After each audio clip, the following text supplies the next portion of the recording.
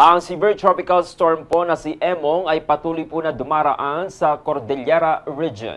Ayon po sa Tropical Cyclone Bulletin na Pag-asa, ang sentro po na si Emong ay huling namataan yan sa San Isidro, Abra, kaninang alas 7 ng umaga. Sa ngayon, may lakas itong hangin na umaabot po sa 100 km per hour at may mga pagbugso naman ng hangin na umaabot hanggang 165 km per hour. Tumatahak ito patungong hilagang silangan po sa bilis na 25 km per hour. Patuloy itong kumikilos pa Northern Luzon at inaasahang maglalandfall muli ngayong umaga sa Ilocos Sur o dito sa parte po ng La Union.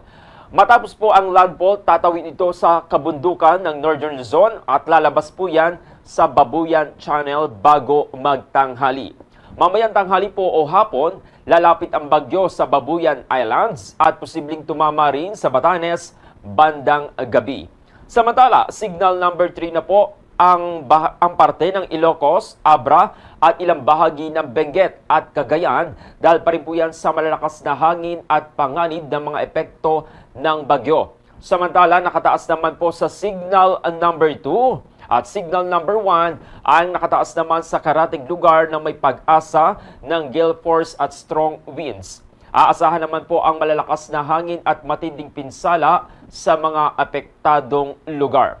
Samantala, may panganib po ng storm surge o bigla ang pagtaas po ng dagat sa mga coastal area ng Batanes, Babuyan Islands at iba pang bahagi ng Northern Luzon na maaring umabot po sa taas na 3 kilometro. Samantala, habang tinatahak po itong kabundukan, inaasahang hihina itong si Bagyong Emong bago ito tuluyang lumabas ng Philippine Area of Responsibility sa araw po ng Sabado o Linggo.